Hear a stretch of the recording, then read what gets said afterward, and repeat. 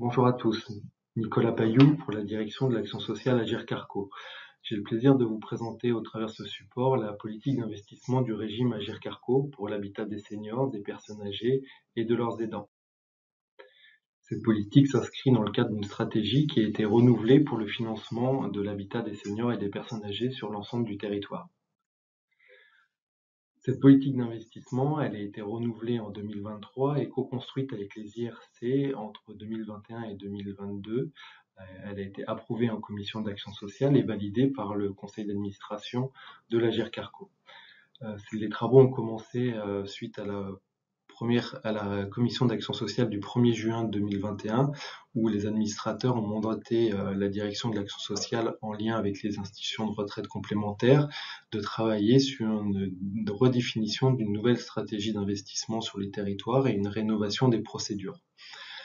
Ça s'est traduit opérationnellement par une première phase de travaux où on a analysé la situation, on a élaboré des scénarios d'évolution avec des enquêtes de terrain, un rapport d'experts, un diagnostic final et des scénarios d'évolution qui ont été présentés au comité des directeurs d'action sociale en octobre 2021 et qui a abouti en novembre 2021 à une décision de la commission d'action sociale puis du CA sur l'arrêt du dispositif des droits réservataires, qui était la procédure qui valait antérieurement, et une nouvelle stratégie d'investissement sur les territoires.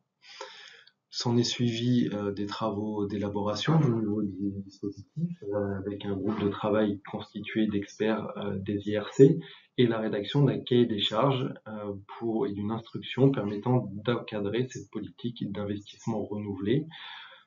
Ce cahier des charges a été présenté ainsi que les modalités opérationnelles et les aspects financiers de cette nouvelle stratégie d'investissement en février 2022 puis en juin 2022, ce qui nous a permis au 1er janvier 2023 de lancer ce nouveau dispositif que je vais vous expliquer maintenant.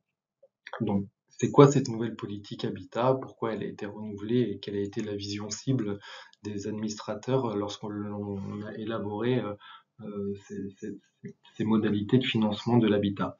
L'idée première a été d'élargir les financements existants. Pendant longtemps, dans le cadre des droits réservataires, on a financé des EHPAD, des résidences autonomie, des MARPA. L'idée, c'était de poursuivre à financer ces structures-là, mais également d'en financer de nouvelles via des projets d'habitat partagé, inclusif, participatif, coopératif, autant de nouveaux modes d'habitat qui émergent sur les territoires en lien avec les besoins des personnes et la volonté de vivre plus longtemps à domicile. Le second axe d'élargissement de ces financements a porté sur des projets immobiliers à destination des familles et des aidants de personnes âgées. J'y reviendrai quand je présenterai ce troisième axe. L'autre élément clé de cette vision cible de la politique habitat, ça a été de simplifier la procédure. Auparavant, il y avait différentes procédures en fonction des différents types de projets qui pouvaient être subventionnés. Là, on a une procédure unique. Donc, il y a un cahier des charges qui définit des dépenses éligibles, des critères de sélection des projets. Donc, ça simplifie la démarche pour nos instructeurs, mais ça simplifie et ça améliore la visibilité de cette politique habitat également auprès des porteurs de projets, puisqu'ils ont la connaissance de la procédure en amont du dépôt de dossier, ce qui leur permet de savoir là où ils vont avec l'Agir Carco quand ils ont un besoin de financement.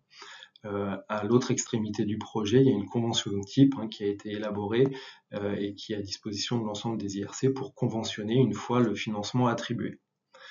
L'autre élément important de cette vision cible, elle est d'un point de vue opérationnel, c'est la mise en place au sein des comités régionaux d'action sociale de référents habitat, qui sont des salariés des IRC avec une mission fédérale, puisqu'ils sont les interlocuteurs des porteurs de projets dans les territoires. Ils sont en charge de la réception et de l'instruction des demandes des financements.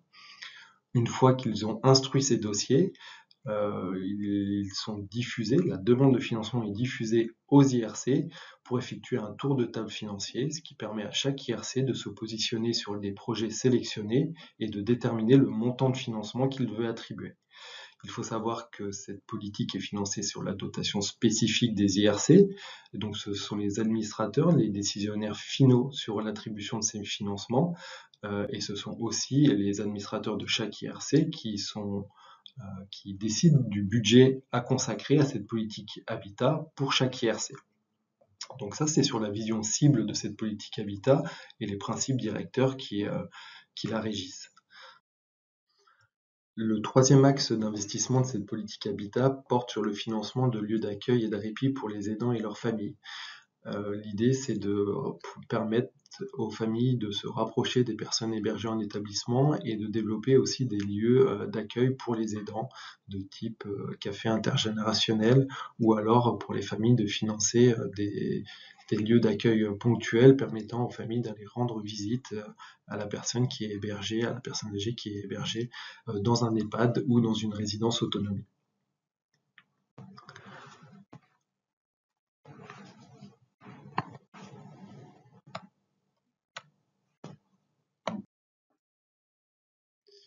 Quelles sont les modalités de financement de ces projets? Donc, il y a un barème de financement qui a été arrêté et qui est inscrit dans le cahier des charges de cette politique habitat.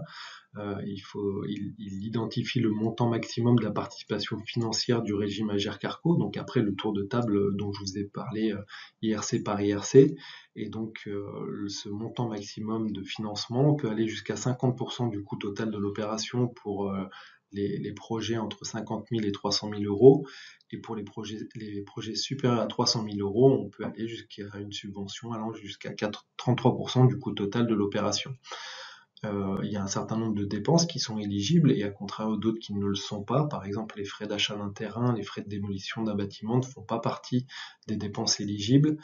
Idem pour les prestations intellectuelles. Il y a des prestations intellectuelles qui sont éligibles et qui sont plafonnées à 100 000 euros, comme des honoraires d'architecte d'intérieur, des honoraires d'ergonome ou d'ergothérapeute pour avoir une construction qui répond au mieux aux besoins des personnes qui l'utiliseront.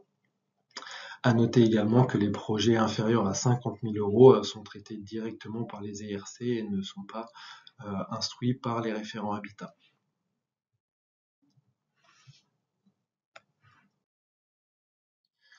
Donc, quelles sont les contreparties d'une participation financière du régime? Il est à noter qu'on a arrêté d'avoir des contreparties en termes de réservation de places. La subvention de financement du régime Agirc-Arrco est donnée plutôt en contrepartie de différentes actions à mener par le porteur de projet et dans un objectif de contribuer à la visibilité et à l'influence du régime Agirc-Arrco sur les territoires. Donc ça passe par l'utilisation du logo dans la promotion du projet ainsi que du logo de l'IRC financeuse. Ça passe par l'invitation évidemment des IRC financeuses et du référent habitat ou des administrateurs de la caisse à l'inauguration du lieu. La communication auprès des habitants et des résidents aussi des offres de services, donc la distribution des flyers d'action sociale permettant de faire connaître ces offres auprès des habitants des différentes structures financées. Et puis toujours dans cet objectif de valorisation et de mise en visibilité des financements de l'Agirc-Arrco, on demande aux porteurs de projets, dans le cadre du suivi que l'on fait, un dossier photo avant, après la réalisation du projet, afin de pouvoir communiquer sur ce qui a permis le financement du régime au projet financé. En synthèse de cette présentation, ce que l'on souhaite que vous reteniez, c'est que sur cette politique habitat, dans chaque comité régional, il existe un référent habitat qui est la porte d'entrée des porteurs de projets sur son territoire. C'est l'interlocuteur unique des porteurs de projets et qui leur permet d'avoir toutes les informations qu'ils souhaitent sur comment fonctionne cette politique habitat, qu'est-ce qu'ils peuvent demander comme financement, comment ça fonctionne. Le référent habitat a un second rôle important, c'est l'instruction du dossier. Il connaît le cahier des charges, il l'applique et il nous diffuse des projets qui rentrent dans ce cadre-là et pour lequel il émet un avis favorable sur l'économie générale du projet, son intérêt pour le territoire sur lequel il est. Et une fois que cet avis est donné par le référent habitat, qu'il est favorable, il est diffusé aux caisses avec un argumentaire qui permet à chaque IRC de présenter cette demande de financement à ses administrateurs et de leur permettre de prendre une décision en commission d'action sociale sur le montant du financement qu'ils souhaitent attribuer au projet. in fine, il y a un conventionnement qui se fait entre l'IRC financeuse et le porteur du projet. L'IRC était en charge du suivi du projet. J'espère qu'au travers de cette présentation, vous avez pu découvrir ce qu'était cette politique habitat. Si vous avez des questions, n'hésitez pas à nous écrire sur l'adresse mail qui s'affiche habitat@agircarco.fr. Vous retrouvez également de nombreuses ressources documentaires dans l'article, ainsi que sur Césaria. Je vous remercie pour l'intérêt porté à cette vidéo et je vous souhaite une bonne journée.